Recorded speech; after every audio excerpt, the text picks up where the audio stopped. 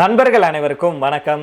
பாகிஸ்தான் அலற ஆரம்பிச்சிருக்கு அப்படின்னே சொல்லலாம். இந்தியா மேல பழிய போட்ட பாகிஸ்தான் கடுமையாக தாக்கியிருக்காங்க இந்தியா. அது எந்த விஷயத்துல அப்படிங்கிற தகவலையும், அதே போல இந்த திடீர் தாக்குதனால பாத்தீங்க அப்படின்னா கிட்டத்தட்ட 30 பேருக்கும் மேற்பட்டோர் உயிரிழந்திருக்காங்க அப்படிங்கிற தகவல் வெளியாயிருக்கு. இதை பத்தியெல்லாம் நம்ம இந்த வீடியோல தெரிஞ்சுக்க போறோம். இதை தொடர்ந்து கடைசி செய்தியாக பாத்தீங்க அப்படின்னா ஷேக் ஹசீனா அவர்கள் அடுத்த ஒரு குண்டை ஒன்று தூக்கி போட்டிருக்கிறாரு. இப்போ வங்கதேசமே பற்றி எரிய ஆரம்பிச்சிருக்கு அப்படின்னே தான் சொல்லணும். பீதியில இருக்காங்க அப்படின்னே சொல்லலாம். அப்படி என்ன நடந்திருக்கு, ஷேக் ஹசீனா அவர்கள் அப்படி என்ன சொல்லிட்டார் அப்படிங்கிறத நம்ம இந்த வீடியோல தெரிஞ்சுக்கலாம். அதனால ஸ்கிப் பண்ணாம கடைசி வரைக்கும் பாருங்க. அதுக்கு முன்னாடி உங்க எல்லாத்துக்கிட்டையும் ஒரே ஒரு வேண்டுகோள் தான், யாரெல்லாம் சப்ஸ்கிரைப் பண்ணாம பாக்குறீங்களோ, புதுசா பார்த்துட்டு இருக்கீங்களோ, நீங்க எல்லாம் சப்ஸ்கிரைப் பண்ணிட்டு அந்த பெல் ஐகானை கிளிக் பண்ணிக்கோங்க. அதே போல ஃபேஸ்புக், இன்ஸ்டாகிராம்லயும் நம்ம வீடியோக்கள் போட்டுட்டு இருக்கோம். அங்கேயும் ஃபாலோ பண்ணி உங்களுடைய ஆதரவை கொடுங்க. இப்போ அவங்க வீடியோக்குள்ள போயிடலாம். ஆப்கானிஸ்தானை தாலிபான்கள் கைப்பற்றிய நாள்ல இருந்து பாகிஸ்தான் பல்வேறு பிரச்சனைகளை சந்திச்சுட்டு வருது. குறிப்பாக கடந்த ஒரு வருஷமா பார்த்தீங்கன்னா ஆப்கானிஸ்தான் ராணுவ தாக்குதல்களை தொடர்ந்து செஞ்சுட்டு வருது. இதுக்கு பதிலடி கொடுக்கும் நோக்கத்தில் தான் பாகிஸ்தான் தரைப்படை கொண்டு பெரும் தாக்குதலை மேற்கொண்டிருக்கு. அதாவது நேற்று இரவு துவங்கி இன்னைக்கு காலையில் வரைக்கும் பாகிஸ்தான் ஆப்கானிஸ்தான் எல்லை பகுதியில் பாகிஸ்தான் ராணுவம் திடீர் தாக்குதலை நடத்தினதுல 29 பயங்கரவாதிகள் கொல்லப்பட்டிருக்காங்க அப்படிங்கிற தகவல் கிடைச்சிருக்கு. பாகிஸ்தான் ராணுவத்துக்கு கிடைத்த உளவுத்துறை தகவலின் அடிப்படையில் தரைவெளி மற்றும் வான்வெளி தாக்குதல்களை பாகிஸ்தான் மேற்கொண்டதாக அந்த நாட்டுடைய தகவல் தொடர்பு அமைச்சர் அத்தாவுல்லா தாரார் அவர்கள் தெரிவிச்சிருக்கிறாரு. ஆப்கானிஸ்தானுடைய எல்லைக்கு அருகில் இருக்கும் கைபர் பக்துன்வா மாகாணத்துடைய பஜார் மாவட்டத்தில் பாகிஸ்தான் படைகள் தரை வழியாக சென்று தாக்குதலை மேற்கொண்டாங்க. இந்த திடீர் தாக்குதல் மூலம் ஆப்கானிஸ்தான் நாட்டை சேர்ந்த 4 பயங்கரவாதிகள் கொல்லப்பட்டதாகவும் பலர் காயமடைந்ததாகவும் பாகிஸ்தான் தகவல் துறை அமைச்சர் அத்தாவுல்லா அவர்கள் தெரிவிச்சிருக்கிறாரு. இந்த தாக்குதல் மூலம் ஆப்கானிஸ்தான் பயங்கரவாதிகளின் முகாம்கள் மற்றும் மறைவிடங்களை குறிவைத்து தாக்குதலை பாகிஸ்தான் மேற்கொண்டிருக்கு அப்படிங்கிற தகவலும் கிடைச்சிருக்கு. இதைத் தொடர்ந்து பாகிஸ்தான் ராணுவம் ஆப்கானிஸ்தான் நாட்டுடைய பாக்டிகா மற்றும் குனார் ஆகிய எல்லை பகுதிகளில் வான்வெளி தாக்குதல்களை நடத்தியிருக்கு.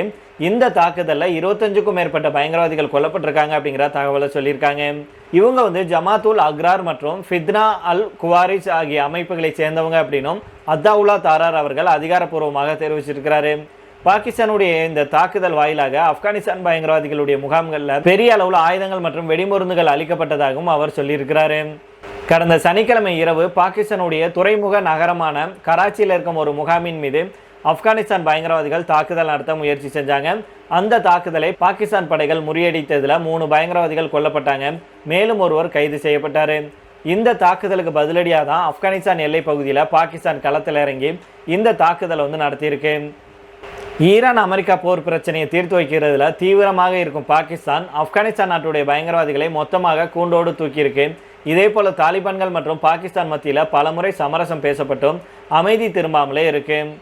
இந்த நிலையில தான் பாகிஸ்தான்ல தாக்குதல் நடத்தினது என்னவோ ஆப்கானிஸ்தான், ஆனா இதுக்கு பின்னாடி இந்தியா தான் இருக்கு. இந்தியா சொல்லி தான் ஆப்கானிஸ்தான் கராச்சியில தாக்குதலை நடத்துச்சு அப்படின்னு ஆதாரமே இல்லாம அள்ளி விட்ட பாகிஸ்தானை கடுமையாக தாக்கியிருக்காங்க இந்தியா.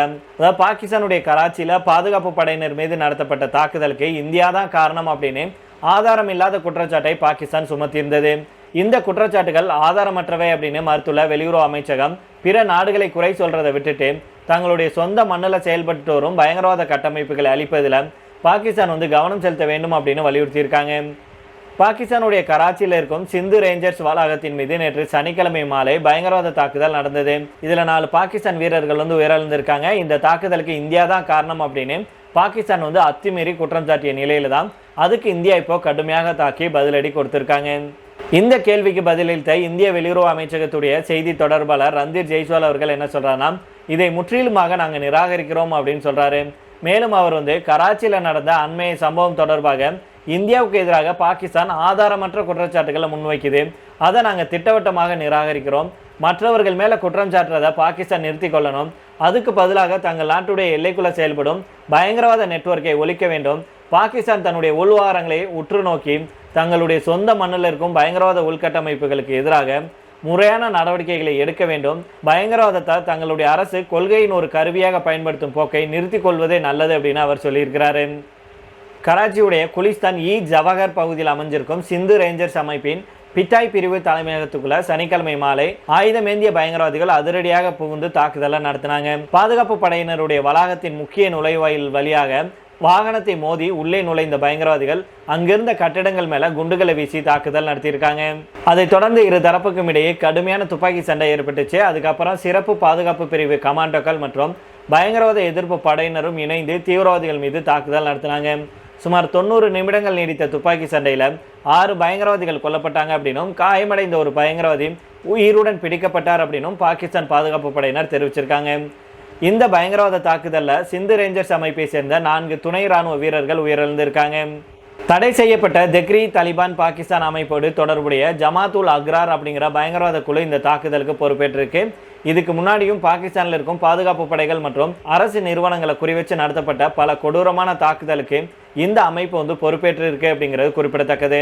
கடந்த 2024 அக்டோபர்ல கராச்சி விமான நிலையம் அருகே நடத்தப்பட்ட தற்கொலை குண்டுவெடிப்புல 2 சீன பொறியாளர்கள் கொல்லப்பட்ட சம்பவத்துக்கு அப்புறம் கராச்சியில் நடந்த பெரிய தாக்குதல் இதுவாகும். மேலும் 2023ஆம் ஆண்டு கராச்சி போலீஸ் அலுவலகத்தின் மீது நடத்தப்பட்ட தாக்குதலுக்கு அப்புறம் தாலிபான் ஆதரவு பயங்கரவாதிகளால் அந்த நகரில் நடத்தப்பட்ட மிக மோசமான தாக்குதலாகவும் இது கருதப்படுது. மேலும் பார்த்தீங்கன்னா பாகிஸ்தானுடைய மிகப்பெரிய நகரமான கராச்சியில் சனிக்கிழமை வெடிகுண்டு நடந்ததை தொடர்ந்து கடும் துப்பாக்கி சூடு நடைபெற்றதாகவும் தகவல் வெளியாயிருக்கு. இந்த தாக்குதலில் தான் பாகிஸ்தான் ராணுவத்துடைய ரேஞ்சர் படையை சேர்ந்த 3 வீரர்கள் உயிரிழந்தாங்க அப்படின்னு அந்த நாட்டு ஊடகங்கள் செய்திகளை வெளியிட்டிருக்கு. கராச்சி நகருடைய மோசாமியாத் சௌரங்கி பகுதியில் திடீரென வெடிகுண்டு வெடித்ததாக சொல்லப்படுது. இதனையடுத்து அந்த பகுதியில் தொடர்ச்சியான துப்பாக்கி சத்தம் கேட்டதுனால பொதுமக்கள் பீதியடைஞ்சிருக்காங்க. சம்பவம் நடந்த இடத்தை சுற்றியுள்ள சாலைகள் அனைத்தும் உடனடியாக மூடப்பட்டிருக்கு. வெடிகுண்டு வெடிப்பு மற்றும் துப்பாக்கி சூடு குறித்த தகவல் கிடைச்ச உடனே ஆயுதம் ஏந்திய பாதுகாப்பு படையினர் அங்கு விரைந்து சென்று பாதுகாப்பு வளையம் அமைச்சாங்க. அதுக்கப்புறமா தீவிர சோதனை மற்றும் தேடுதல் வேட்டை மேற்கொள்ளப்பட்டிருக்கு. பாகிஸ்தானுடைய உள்ளூர் ஊடகங்களுடைய தகவலின்படி பார்த்தோம்னா இந்த தாக்குதலில் பாகிஸ்தான் ராணுவத்தை சேர்ந்த 3 ராணுவ வீரர்கள் உயிரிழந்திருக்காங்க அப்படின்னும், இருந்தாலும் இந்த உயிரிழப்பு குறித்து அதிகாரப்பூர்வ அறிவிப்பு வெளியாகலை அப்படின்னு சொல்லியிருந்தாங்க. அதே நேரத்தில் தாக்குதலில் காயமடைந்த 2 பேர் பக்கத்தில் இருக்கும் மருத்துவமனைக்கு கொண்டு செல்லப்பட்டுள்ளதாகவும் தகவல்கள் வெளியாயிருக்கு. கராச்சி நகரில் கடந்த சில ஆண்டுகளாக பாதுகாப்பு நிலைமை மேம்பட்டிருந்தாலும் அவ்வப்போது பாதுகாப்பு படையினரை குறிவச்சு ஆயுத தாக்குதல்கள் நடைபெற்று தான் வருது. குறிப்பாக இராணுவம், காவல்துறை மற்றும் ரேஞ்சர் படையினரை இலக்காக கொண்டு தாக்குதல் நடத்தப்படும் சம்பவங்கள் பாகிஸ்தானில் தொடர்ந்து பதிவாயிட்டு வருது. இந்த நிலையில தான் கராச்சியில் நிகழ்ந்திருக்கும் இந்த வெடிகுண்டு வெடிப்பு மற்றும் துப்பாக்கி சூடு சம்பவம் மீண்டும் பாதுகாப்பு குறித்து கவலைகள் அதிகரிச்சிருக்கு. தாக்குதலுடைய பின்னணியில் யார் இருக்காங்க, உயிரிழப்பு எண்ணிக்கை மேலும் அதிகரிக்கும் அப்படின்னு சொல்லப்பட்ட நிலையில தான் ஆப்கானிஸ்தானை சேர்ந்த ஒரு அமைப்பினர் இந்த தாக்குதலுக்கு பொறுப்பேற்றிருக்காங்க. அதே போல இந்த தாக்குதலுக்கு பின்னணியில் இந்தியா இருக்கு அப்படின்னு பாகிஸ்தான் குற்றம் சாட்டியிருந்தாங்க. பாகிஸ்தான் குற்றம் சாட்டப்பட்டதுக்கு தான் இந்தியா கடுமையான பதிலடியை கொடுத்து கடுமையாக தாக்கி பாகிஸ்தானுக்கு மூக்கொடை பொண்ணை கொடுத்திருக்காங்க. இதை தொடர்ந்து கடைசி செய்தியாக பார்த்தோம் அப்படின்னா, சதிகளை முறியடிச்சு வங்கதேசம் நாம் திரும்புவேன் அப்படின்னு ஷேக் ஹசீனா அவர்கள் ஒரு குண்டை ஒன்றை தூக்கி போட்டிருக்கிறாரு. அதாவது அவர் என்ன சொல்றாருன்னா, எனக்கு எதிராக நடந்த சதிகளை நான் முறியடிச்சு இந்த ஆண்டே வங்கதேசம் திரும்புவேன் அப்படின்னு வங்கதேசத்துடைய முன்னாள் பிரதமரான ஷேக் ஹசீனா தெரிவிச்சிருக்கிறாரு. வங்கதேசத்தில் கடந்த 2024ஆம் ஆண்டு ஷேக் ஹசீனா தலைமையிலான அரசுக்கு எதிராக மாணவர்கள் போராட்டம் வெடித்தது. இதனால பிரதமர் பதவியிலிருந்து விலகி ஷேக் ஹசீனா இந்தியாவில் தஞ்சமடைஞ்சாரு.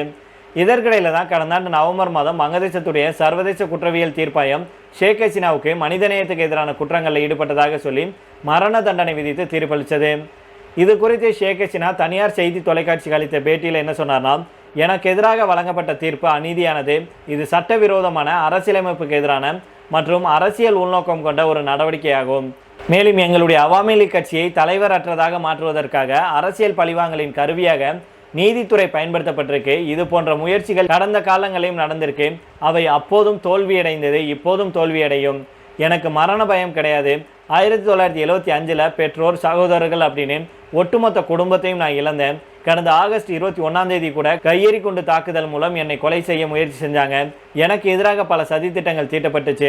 ஆனால் அத்தனை சதி வேலைகளையும் உடைத்து நான் வங்கதேச மக்கள் பக்கம் நின்னேன் அப்படின்னு அவர் சொல்லியிருக்கிறாரு. மேலும் மக்களுடைய வாக்குகள் மூலம் 5 முறை பிரதமராக தேர்ந்தெடுக்கப்பட்டு நாட்டின் வளர்ச்சிக்காக உழைத்தேன். என்னுடைய ஒட்டுமொத்த வாழ்க்கையும் வங்கதேச மக்களோடும் அவாமி லீக் கட்சியோடும் ஜனநாயக போராட்டத்தோடும் பிணைஞ்சிருக்கு. அதனால் நான் ஒன்று தெளிவாக சொல்லிக்கிறேன், அனைத்து தடைகளையும் சதிகளையும் முறியடிச்சுட்டு இந்த ஆண்டே நான் என்னுடைய தாய்நாட்டுக்கு திரும்புவேன் அப்படின்னு ஷேக் ஹசீனா அவர்கள் சொல்லியிருக்கிறாரு. அதனால் பொறுத்து பார்ப்போம் நண்பர்களே என்ன நடக்குது அப்படின்னு. இப்போ இதோட நாம் இந்த வீடியோ முடித்துக் கொள்ளலாம். இதே பற்றி உங்களுடைய கருத்துக்களை கீழே உள்ள கமெண்ட் பாக்ஸில் சொல்லுங்கள். மீண்டும் நாளை வேற ஒரு செய்திகளுடன் உங்களை சந்திக்கிறேன். நன்றி, வணக்கம்.